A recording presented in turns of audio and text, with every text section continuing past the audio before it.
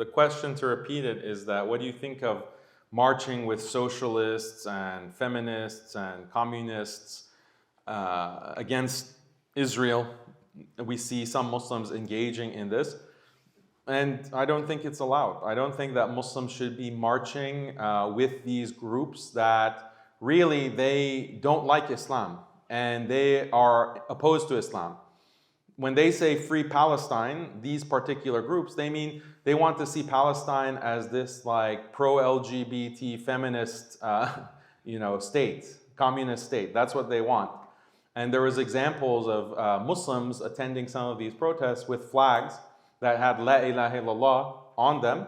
And you had these, liberals or communists or whatever telling them, we don't want you. We don't want you at our protest. And they were very antagonistic, and it was almost like they attacked them.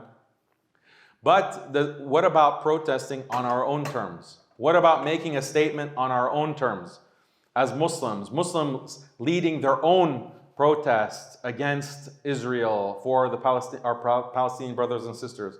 That, I think, is a good idea. And there are many examples in the past that we see in some of these Muslim countries, like Bangladesh. There are a lot of ulama that protested to show their support for Palestine. This is a good thing.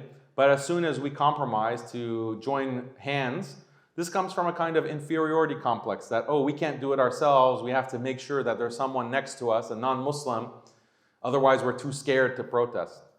And this is a shame because in the US, for example, many Muslim countries have been attacked. Many Muslim countries have been bombed. But it happened with a kind of two-party consensus, Democrats and Republicans.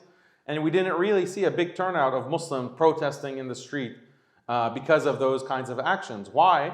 Because it wasn't necessarily politically correct. It wasn't politically correct to do so. So it's like you didn't get permission from the non-Muslim to protest, even though it's your Muslim brothers and sisters who are being attacked in the same way that Israel is attacking Palestine right now.